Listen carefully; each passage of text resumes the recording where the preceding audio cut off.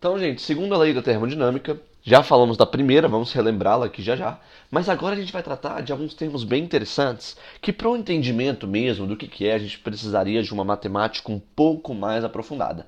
Né? Aprofundada em entendimento do cálculo mesmo. A gente ainda não tem isso no ensino médio. Mas não tem problema. O que é cobrado é mais alguns pontos específicos, nada muito difícil. Vocês vão ver, vamos chegar lá. Vamos perder tempo não, ó. Primeiro passo é lembrar qual que é a primeira lei. Vocês lembram a primeira lei? A primeira lei é que ela fala que nada se perde, nada se cria, tudo apenas se transforma, certo? A energia então ela se conserva. É a mesma coisa de escrever isso daqui, ó. O calor do meio externo, ou ele vira trabalho, ou ele varia a energia interna. Lembra disso? O que veio no meio externo ou vai realizar trabalho, ou seja, vai fazer o pistão subir, vai fazer o carro andar, etc. Né? Ou ele vai variar a energia interna. Lembrando que a energia interna só depende da temperatura. Né? Ele é uma variável de estado, ele depende do estado que o gás está. Se o gás está com uma temperatura X, logo a energia interna vai depender dessa temperatura X. Se o gás está numa outra temperatura, uma temperatura Y, a energia interna desse gás vai depender da temperatura Y. Não importa como eu cheguei, mas sim o ponto que eu estava e o ponto que eu cheguei, né? O ponto final, na verdade, é o que importa. Legal. E o que é o segundo passo que a gente tem que saber? Você tem que lembrar o que são transformações adiabáticas. Se você lembrar, transformações adiabáticas são aquelas em que o calor trocado com o meio externo ele é zero. Não existe calor trocado com o meio externo. Então a gente pode escrever na transformação adiabática que zero é igual ao trabalho mais delta U. Ou seja, o trabalho é igual a menos o delta U. A gente pode escrever isso na diabática. Já vimos isso nas aulas anteriores. Isso aí foi uma revisãozinha que durou 2 minutinhos. Bom, no final das contas, a primeira lei da termodinâmica implica conservação da energia. Isso a gente já falou. Primeira lei é a conservação. Mas a gente vai entender agora uns negócios bem interessantes, que essa primeira lei, ela não distingue pra gente um ponto primordial. Vamos entender, antes de qualquer coisa, nós vamos entender o que são processos reversíveis e processos irreversíveis. O próprio nome diz, mas vamos tentar entrar um pouquinho mais. Reversíveis. Processos reversíveis são isso aqui, é um processo que pode ser efetuado, se efetuar, né, em ambos os sentidos, voltando ao estado inicial. Então ele pode tanto ir quanto voltar. Eu já vou falar um exemplo para vocês. E um processo irreversível é quando acontece, só que eu não consigo voltar. Faltou o... Eu não consigo voltar para o estado inicial, tá certinho. Tinha lido errado. Eu não consigo voltar para o estado inicial. Isso é um processo irreversível. Vamos pegar um exemplo? Fala, vamos. Então tá aqui o exemplo, Exemplos. Considere o desenho a seguir, que você já vai ver, com uma superfície totalmente plana e que o choque seja elástico. Olha só. Então tá aí, Tá aí. Isso aí então é um plano inclinado. A gente já estudou plano inclinado lá na mecânica, porque se você está vendo essa matéria, você provavelmente ou está no segundo ano, ou está mais na frente, né? Está revisando. Então a gente tem um plano inclinado com ângulo θ, e essa minha bolinha, pode ser um cubo, pode ser um bloquinho, qualquer coisa, está caindo numa mola. Essa minha mola super bem desenhada, o desenho está horroroso, né? Essa bolinha não perde energia por atrito, certo? Nem a mola vai perder energia por atrito, não tem resistência do ar, tudo aqui é ideal, é perfeito. Você concorda que a bolinha vai cair, vai bater, a mola vai dobrar e a bolinha vai subir para a mesma altura. Aí vai cair, a mola vai dobrar, a bolinha vai subir para a mesma altura. E isso vai se repetir até quando? Até o final da sua vida. Isso aqui vai ficar para sempre. Por quê? Porque nesse caso a gente está desprezando, né, o atrito, a resistência do ar. Então nesse caso se formou um processo reversível. Gente, na vida real, eu consigo ficar fazendo subir e descer? Não, porque na vida real eu sei que aqui tem atrito, resistência do ar, a mola também não vai esticar totalmente. Então, na vida real, não tem como a gente fazer processos que são reversíveis. Não tem como isso aqui acontecer na vida real. Um processo reversível. Porém, o que os matemáticos, físicos, engenheiros, o que eles fazem? A gente pega o que é real e tenta fazer com que isso se aproxime ao máximo do ideal.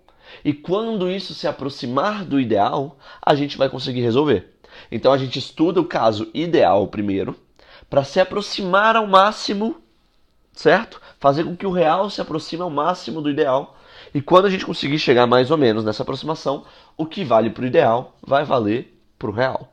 Então é assim que funciona, tá bom? Então este é um processo reversível. É um processo reversível. Como está escrito aí de amarelo, como está dando para ler, né? É uma aproximação. Não existe um processo reversível na nossa vida. Mas a gente usa aproximações. Certo? Caso a energia dissipada seja levada em conta, ou seja, meu filho, ou seja, caso o atrito apareça, resistência do ar, isso vai ser um processo irreversível, porque a bolinha ela não vai conseguir voltar lá para cima, né, sozinha. A não ser que algum agente externo pegue a bolinha, coloque ela lá em cima, ela não vai voltar lá para cima. A natureza disse isso pra gente. Isso acontece. Por quê? Porque acontece. E a gente vive, a gente sabe que isso é normal. A bolinha vai cair e vai parar um dia. Certo? Legal. Ou seja, gente, isso aqui é universal. Vale para nossa vida inteira. Pense em um copo, por exemplo. Um copo de vidro. Você está com um copo de vidro na sua mão. E aí, esquece esse água quente aí. A gente não está falando da água quente ainda. Estamos falando do copo de vidro. E aí você, por querer, joga o copo no chão. Então houve uma transformação do copo aí. O copo estava de uma maneira na sua mão, bonitão, inteiro, de vidro, e você jogou ele no chão. Ó, tadinho. Ele se espelhaçou, quebrou por inteiro, ficou todo quebrado. Você acha que a natureza é capaz de pegar esse copo, de alguma maneira, e remontar o copo? Pegar os estilhaços de copo e remontar o copo da forma. Existe essa possibilidade? Existe. Porque o copo estava pronto antes. Só que a natureza vai espontaneamente montar o copo? Não, não vai. Isso não vai acontecer. Então o processo de ida, ele é ok. Mas o processo de volta, ele não acontece na natureza. Ele é irreversível. Ele é irreversível. Vamos pegar um outro exemplo. Essa aula vai ser cheia de exemplos, você vai ver. O outro exemplo é o da água quente. Já é comum, se você pegar num copo com água quente, você vai sentir que sua mão esquentou. Isso pra gente já é comum, já tá na nossa cabeça. Mas, imagina que você pegou um copo e a água tá quente, e aí você vai sentir que o copo tá gelado. Vai começar a sentir que sua mão vai ficar gelada. Você vai, uai, tem alguma coisa errada que não está certa. Bom, por que eu tô falando disso aqui? Você já percebeu, né? Não sei se você já percebeu, mas talvez você tenha percebido, que a primeira lei apenas fala da conservação da energia. Mas ela não fala do sentido. Ela não fala do sentido. Então quando a gente pega um copo de água muito quente, já é natural para a gente entender que a nossa mão vai ficar quente, porque está na natureza. Mas, no sentido da primeira lei, a primeira lei também traria como certo se sua mão ficasse gelada, porque a energia também estaria se conservando. A primeira lei também traria como certo, seria super comum, um copo que está todo estilhaçado no chão voltar a ser um copo inteiro. Porém, isso não acontece, apesar disso, seguir a primeira lei. Porque para um sistema fechado, pensa só, um sistema fechado, você jogou o copo no chão, o copo fez barulho, atrito, espalhou, né, quantidade de movimento, etc, etc. No sistema fechado, essa energia que tinha do copo de ligação das moléculas e a energia de potencial gravitacional da altura dela se transformou em energia cinética, energia térmica, etc, etc, etc. Mas dentro do seu sistema está fechado.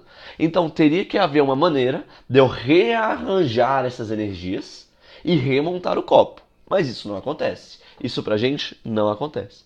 Então, para isso, gente, a gente tem que entender...